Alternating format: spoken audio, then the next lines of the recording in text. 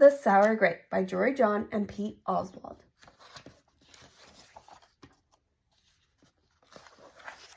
I'm a grape, a sour grape. Grrr.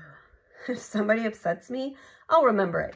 And if somebody wrongs me, I won't forget it. If somebody insults me, I'll never ignore it.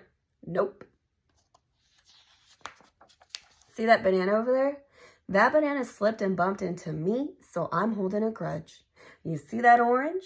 That orange didn't call me back for a week. Grudge. And you see that lime? That lime borrowed my scarf and never returned it. Grudge. I suppose I've got pretty thin skin for a grape. Nobody steps on this grape. Grrr. Granted, it wasn't always this way. I grew up in a close-knit bunch. There were about 3,000 of us in our little community. We were sweet to each other. You look nice today. So do you. No, you do.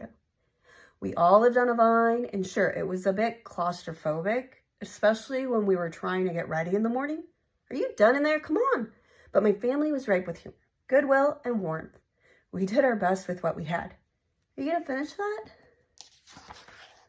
My grandparents visited on the weekends, and we'd stroll in the sun, and they'd teach us what they knew.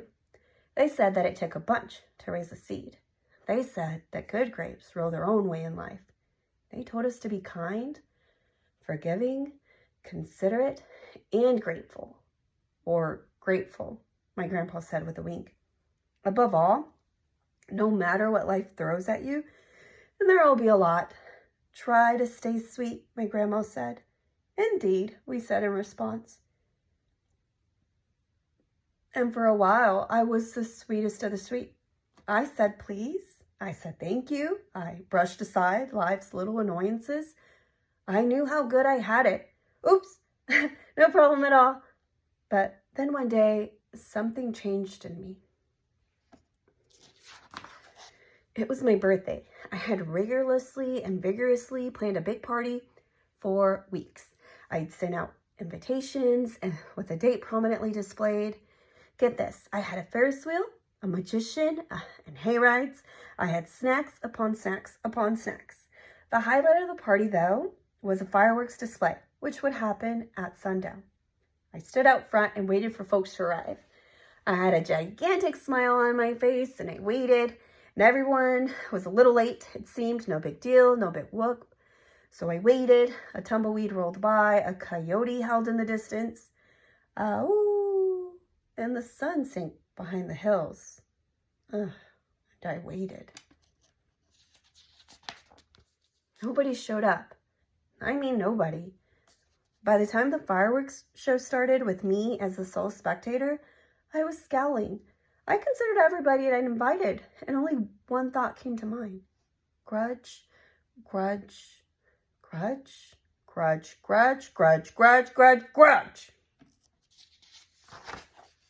After that, my personality became something else entirely. I went from a sweet grape to a bitter grape to a snappy grape. Who moved my chair? Finally, I became a sour grape. Grrr. I started holding minor grudges that eventually became major grudges. Why don't you watch where you're going? I scowled so much that my face got all squishy. You know what? Don't even bother calling me back. I took my grumpiness out on others. Are you ever going to return my scarf? And that's just how it's been. Day after day, week after week, month after month, grudge after grudge. But something happened recently that changed my thinking. I was getting ready to meet up with my friend Lenny, the only fellow I know who's as sour as I am. Lenny and I usually go to the park, where we sit on a bench and rant about stuff. But just as I was heading out the door, I bumped my knee. Oof! After I bandaged myself up, I discovered I had a flat tire. Ugh! And then I missed the bus, and the next bus was late. Ugh! Finally, I got off at the wrong stop. Sheesh!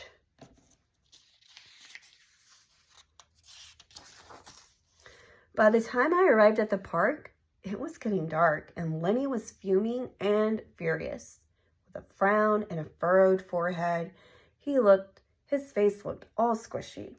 We agreed to meet at exactly 4 o'clock. You're 3 hours late. I tried to explain why I was so tardy, but Lenny wouldn't listen. He'd already made up his mind. He formed a huge grudge, and he wouldn't budge. I couldn't believe it. How unfair, I thought. How ridiculous, I thought. How similar to the way I would react?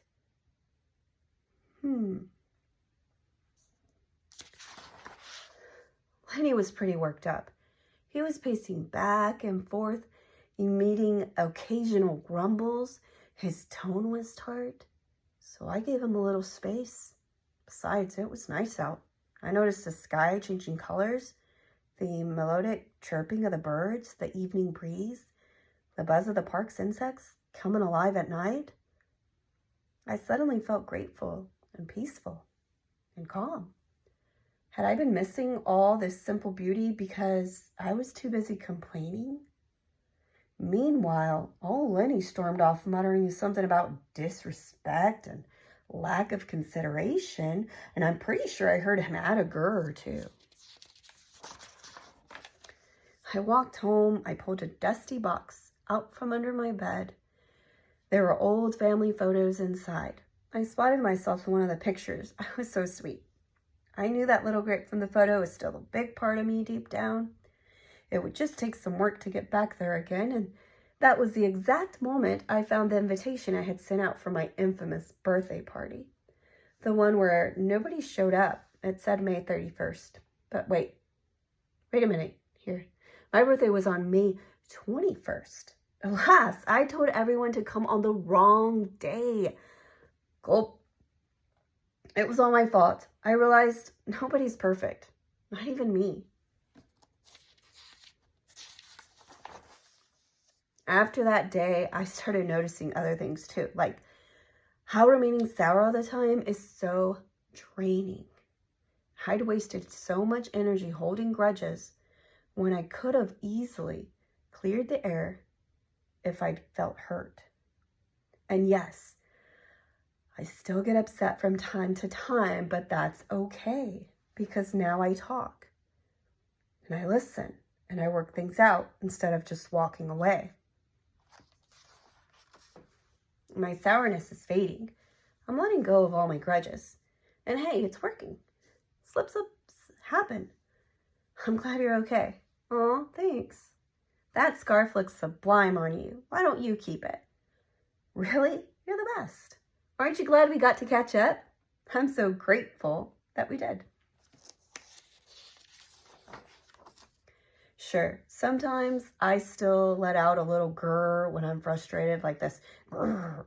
But then I move on and my face is less squishy too.